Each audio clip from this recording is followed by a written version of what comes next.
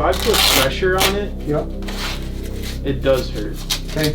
Well, the good news is you came really, I think you came as close as one could come to disrupting that Lisfranc ligament we talked about without actually disrupting it. I think it's real important that you keep wearing that boot and arch support for a couple more weeks while that ligament recovers. Sweet. Okay?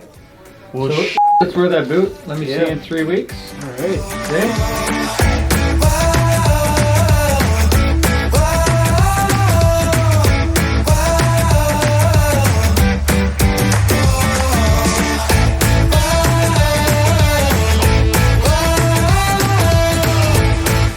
Do you still have that arch support in there?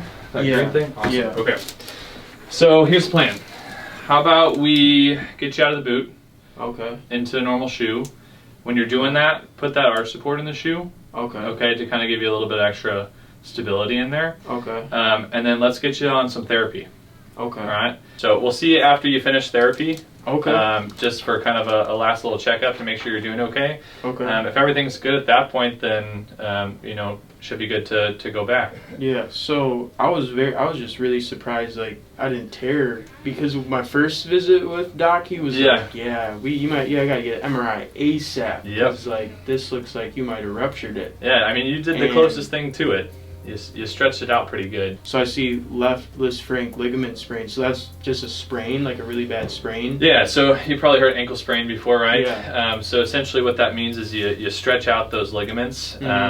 Sometimes it stretches them out enough to where they tear. But you know, that's kind of what happened there. You stepped on it in just a way where it stretched out that ligament, but it was just right before it tore. So you still get kind of all the pain and inflammation around there that comes with that. But now we just kind of have to rehab it and let all the inflammation and stuff calm down. Wow, so that is a little bit of relief. You know, I've been sitting around for about a month in the boot, and it's pretty boring. So I'm really excited to get therapy going to get this foot back up to par. So I do have an opening today at 2 o'clock. You want to take it? let's do it. All right, perfect. Physical therapy at 2 o'clock. Let's get after it. Had surgery on this, that would have been pretty bad. 6 to 12 months. 6 to 12 months? Yeah. To full return to sport. Holy shit. If you do, I mean, in the real severe cases, Yeah. it's brutal. Wow. So you did not fracture it though, correct? No. What did he say? It's stretched out. Just Lisfranc sprain. Yeah. Okay. Just weird. I can't believe this happened to me. Nothing. You play a lot of ball, bro. I play a lot of ball, but I don't play football. Right, This is like a common football injury. That it is. Relax your foot. Go in this way. Hold it right there. Don't let me pull. See, even that foot, I should not be able to move that. Not at all. Push hard. Push hard. All right, so we got a little bit of work to do there. Yeah. Okay, same thing this way. This way should probably be pretty good because of all the cutting you do. Hold hard, hard, hard. See, I can't move it. Should be the same going that way. Let it go a little bit. Good, hold it right there. Hold hard now. Yeah, okay. It's a little bit weaker than it should be, but been gimping around on it for a bit. All right, I want you to just bring your foot up against gravity. Don't do anything with the toes. And then just let it down real slow. Control it, right? So through the motion, I want you to really control it. So don't do this thing where you kind of do this and then it drops. Yeah. Okay, let it go real easy. See that, how shaky that is? Yeah. That's motor control. So until you have motor control in that foot, you're susceptible to injury. It's sort of the foundation of movement, right? So what you're going to do, and you can do this 100 times a day, real slow on the way down, really control it, concentrate. So most people would look at this exercise and go, he's not doing anything. Well, you absolutely are. It's a motor control exercise, very important to start with.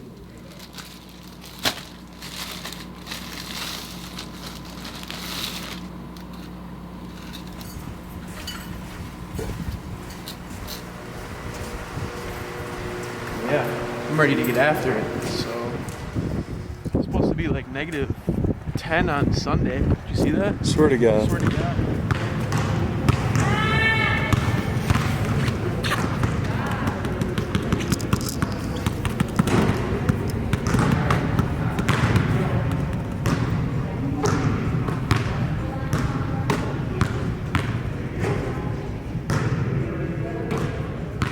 I definitely felt a little bit off balance. Like, and I'm used to wearing this boot that is also 3 inches off of the ground on my left side. So, you know, I just felt a little bit off.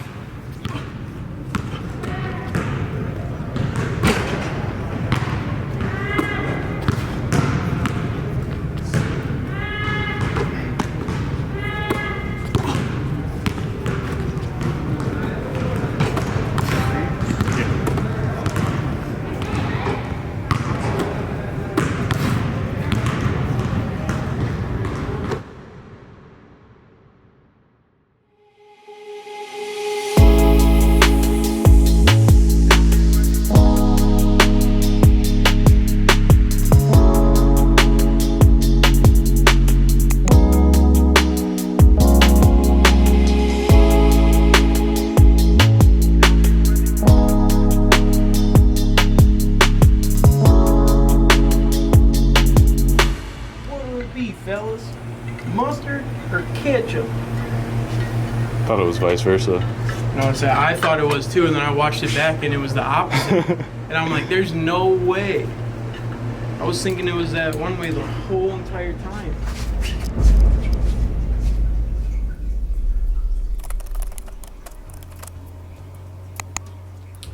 Looking back on this summer, traveling from city to city to city, playing basketball, pickup basketball, I was 100% in shape. After this injury, we hit a brick wall, and I'm not at 100%. I'm probably at 10, 20%. So Tristan, everything's got to be absolutely pain-free, man, with the stuff we're starting today. Okay. Because the way you got injured was you probably did something along the lines of that. Yep. Right? Yep. And what happens is that there's a little bone in there that pops up. They look for, if it's greater than a 2 millimeter gap, right, in between the two bones, they usually surgically fixate those, but you've already been to the doctor and he ruled that out, which is great. So once we start today on this exercise regimen we're going to do, everything's got to be pain-free, and you can't go to the next level unless it's pain-free to 3 sets of 20. Now, I'm telling you, if you get to the 19th one and it's painful, right? It's not painful. Good. I just feel the burn. You know? That's how meticulous I want you to be with it. Didn't think something as much as toe raises or heel raises could burn this bad. Holy shit.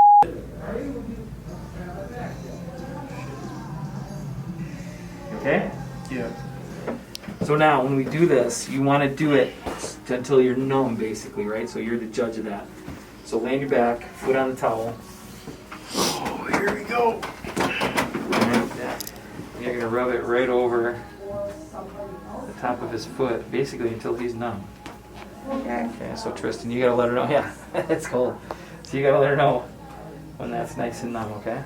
So just to let you know, the kid who followed the program that we're doing took start to finish about 12 weeks, but he was able to do some good conditioning at about 8 weeks, right? And just progressive. We just got to be really slow and progressive about it and make sure that you're not susceptible to re-injury. But other than that, he had a full return, no problems. He scored 80 out of 80 on his lower extremity functional scale test, the thing you filled out when you first came here at a 68. He was at a 67. So I'm assuming, and you didn't have surgery, so I'm assuming that, just assuming, that if you go through this without pain, you're just going to go good. Yeah. Last time I was doing this, it made me sweat.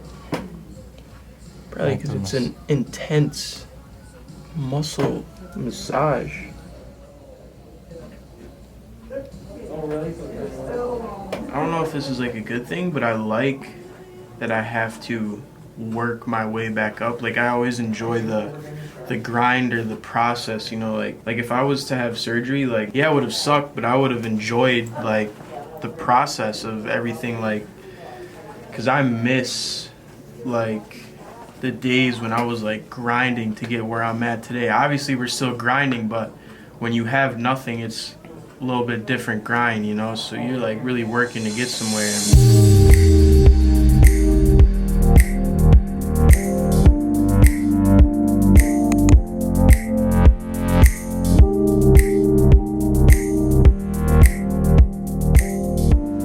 single day we're improving. We're going to physical therapy. We're going to the gym. We're taking little steps to get back to where I need to be.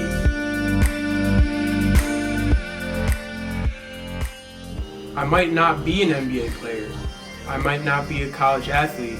But at the end of the day, this is my life. This is what puts food on my plate. This is what I do for a living.